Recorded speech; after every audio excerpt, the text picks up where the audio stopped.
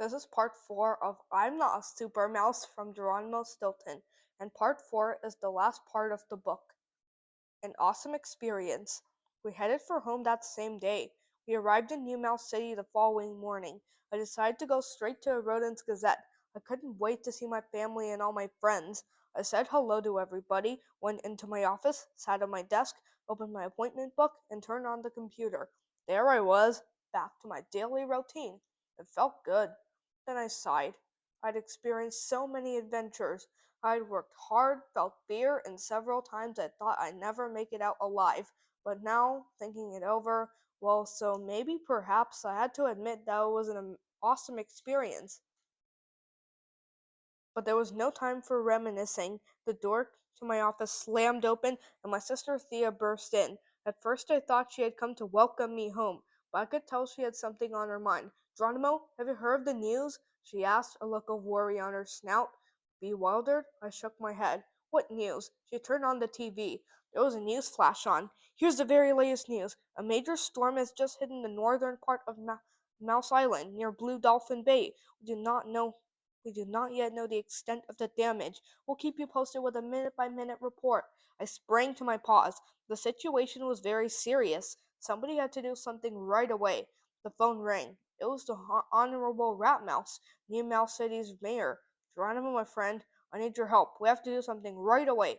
Emergency workers are rushing up north where we need all the help we can get. I know, Mr. Mayor, I said. I'll send out a news blast from the Rodents Gazette website to ask for volunteers, but I really don't know how else I can help you. I'm a newspaper publisher. I don't know how to organize emergency relief. I understand, the mayor said sadly.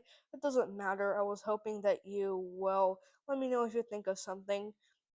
I felt terrible. I was sorry to disappoint the mayor. I hung up the phone and put my head on my desk. How could I help? There were too many things that needed to be done. The job was too big for a single mouse. Even Thea was at a loss, and my sister is one of the biggest know-it-alls. Never give up. If there was one thing I learned through my experience with Bruce, it was to never give up. I thought maybe one rodent can't do much on his own, but many friends together can do a lot. I jumped up and shouted, "We can do it!" I called all my co-workers into an extra urgent meeting. In a few minutes, everyone was there, out of breath and worried. Once everyone was assembled in the meeting room, I jumped on a chair and said, "Friends, I've called you here because something really serious has happened." Then I waited silently. Everyone's eyes were fixed on me. I looked at each mouse one by one and went on.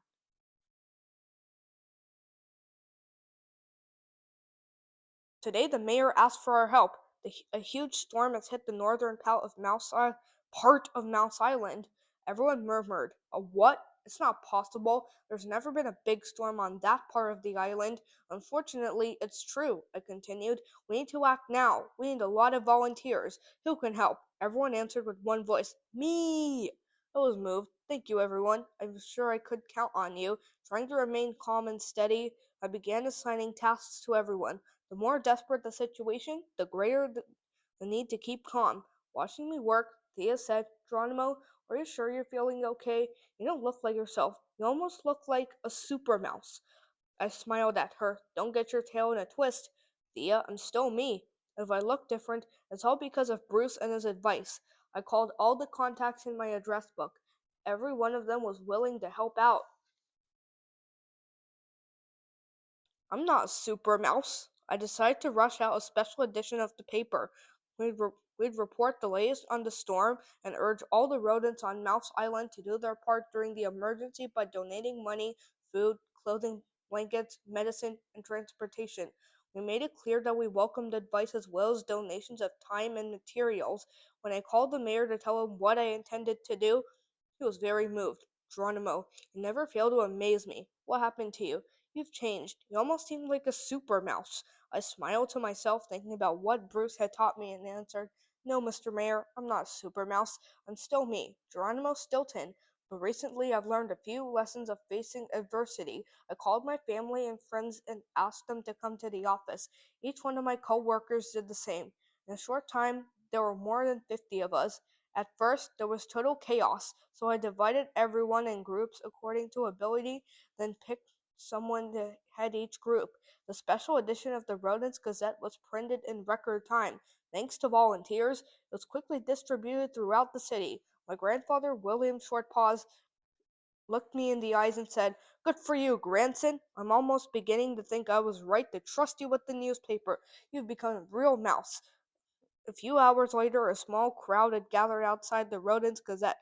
I opened the window and saw rodents of all ages and soon in all sorts of bizarre vehicles. The tractor trailer, a skateboard, a little red wagon. Everyone had brought something: blankets, food, medicine. It was an amazing display of friendship and solidarity. We loaded the provisions and supplies onto the tractor trailer, and our group of fearless rodents was ready to take off for the northern coast of Mouse Island. Grandfather William announced, "I'll give the orders." Thea, Trap, and I stared at one another in dismay. Then we all started squeaking at once. "No, thank you, Grandfather. Please, we don't want to bother you," I said. "Grandfather, why don't you stay here and rest instead?" Thea said. "We need someone to supervise operations at headquarters." But Grandfather ignored us. He scampered onto the bus that was leading the supply vehicles. Thea, Trap, Benjamin, Bruce, and I quickly scrambled in after him. Grandfather immediately began barking out commands. "Okay, this is going to be a long trip, so let's lay down some rules here. The following are strictly prohibited on board this bus: squeaking loudly, singing rock music, sticking cheesy chews under your seat, picking your snout, picking your neighbor's snout. Finally, I hope everyone got a good book. Let's start reading and we'll each give an oral report at the end of the ride." With that, he pulled out a book and started reading. Thea and I looked at each other and shrugged. "Did you bring a book?" she asked. "No, I forgot," I began, but Grandfather cut me off. "Geronimo, what did I tell you about squeaking loudly?" He shook his snout sadly. "And just when I was thinking you were turning into a real mouse." It was a very long trip, up to my whiskers in mud. When we reached the northernmost part of Mouse Island, we saw there was a lot of work to do. The muddy waters of the river had risen almost to the top of the banks. Towns were in danger of being flooded. Something had to be done immediately. But what? I didn't know where to start. Bruce crossed his paws and gazed at me. "Seriously, assess, decide, and act." I thought for a second and knew what to do. "Listen up, everyone," I called. All the roans huddled around. "We need to reinforce the river banks. Let's concentrate our resources on stopping the river from spilling over. Together, we can do it." There was a roar of approval. "Yes, we can do it." To keep the river in check, rodents filled sacks with sand. Others used bulldozers to pile up masses of rocks, bundles of wood, and tree trunks by the side of the river. Then we made a rodent chain to pass the sand and rocks from paw to paw. We began to build a barrier along the river. Soon we were up to our whiskers in mud. Though the rain had stopped, our clothes were dripping wet and our paws were aching, but we were filled with determination. As we worked, I decided to sing my favorite song, "I'm a Calm Mouse." Soon a few other rodents around me joined in. In no time, we were all singing. Together, we were truly extraordinary mice. I caught Thea's eye. She winked at me and cried, "Friends together, mice forever." Rodents with big hearts. As we were singing, a ray of sun peeked out of the clouds, and a breathtaking rainbow stretched across the sky. We returned to our work with newfound energy. Soon we found that we had done it. We had stopped the waters of the river from rushing over the banks. The towns were saved. There was a lot more to do, but the worst was over. It would take an entire book to tell you what all those rodents with big hearts did. They cleaned mud from houses, they comforted children and the elderly, they made hot meals and cold sandwiches, they spoke gently and compassionately to mice who'd lost their homes. They were amazing. I'll tell you one last thing. I decided to record the song we all sang together, the song that gave us such strength and courage.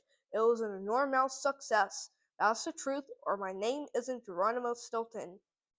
And that is it for part 4. And that is the end of the book I'm Not a Super Mouse by Geronimo Stilton.